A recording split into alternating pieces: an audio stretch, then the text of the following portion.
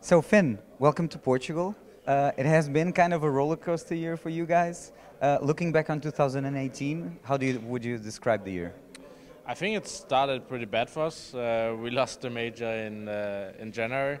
After that, we tried to fight our way back. We had a lot of finals, but in the end, the Olaf was away in mid-March, and that's where it was really hard for the team. But I think we won 3 tournaments this year with 3 different players. Yeah. So in the end, when you look at the whole year, I think we proved to be a good team and a good core and fight, even if it looks very bad. Definitely. You started off exactly where my second question would go. Do you think that Nile biter against Cloud9, if you won that final, the year would have been different? Yeah, I don't think the Cloud9 match meant that much. I think the catch which was worse.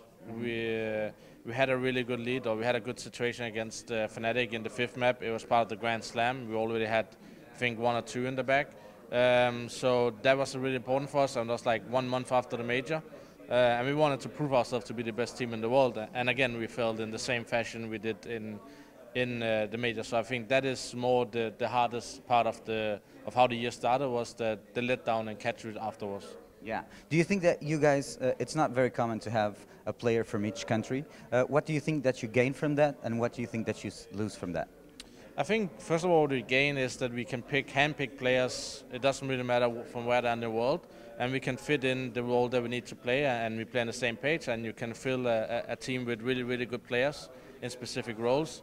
The other side is obvious the language barrier, but I think we proved when we got Nico and I joined the team in 2017, we proved that we actually could compete with the best on a long term.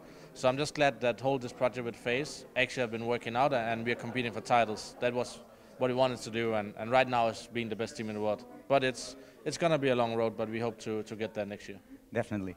In terms of in-game leading, you assumed the role early on, naturally, and then people have said that Nico started assuming the role. How's that situation right now, and who's in-game leading for the team?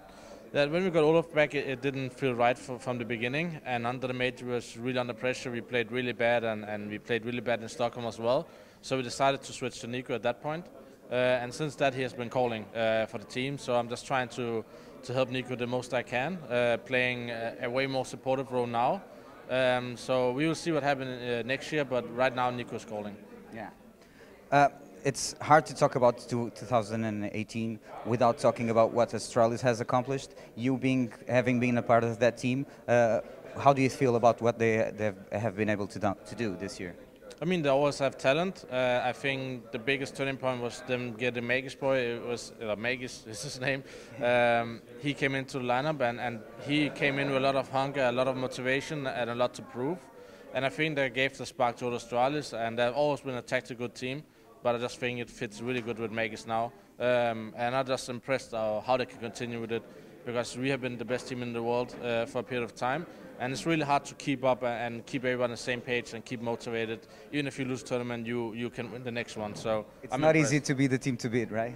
No, I mean, it's interesting because you want to see what people can do, but it's really hard to keep your head high, even if it goes really bad for 1 or 2 tournaments. And Australia have been proving that even when we stole the title in Sydney, 3-0 in final with a stand-in, they went on to win the next tournament and smashed us. So they just have this chemistry in the team right now where they're really hard to beat.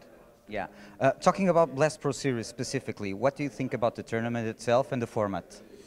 I'm not a big fan of the format. I've been playing 1.6 for many years. I always like a lot of matches. You like to compete. So coming here, it's really hard just to play best of 5 or best of 1 5 times. But it also adds some excitement. I know from the viewer side, it's really nice to see. It's exciting. But as a player, you always wish to play more matches on the stage and in front of a crowd. So I'm not a big fan of it, but let's see how it continues to evolve.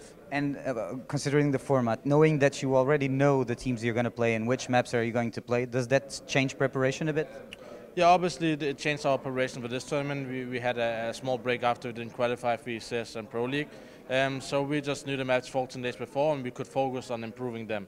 So for us, it's really nice to know the maps ahead in a situation like this, so we know what maps is going to be, and we can try to focus on not 6 different maps, but maybe 3 or 4, right? So in the end, it's really good for us in this state.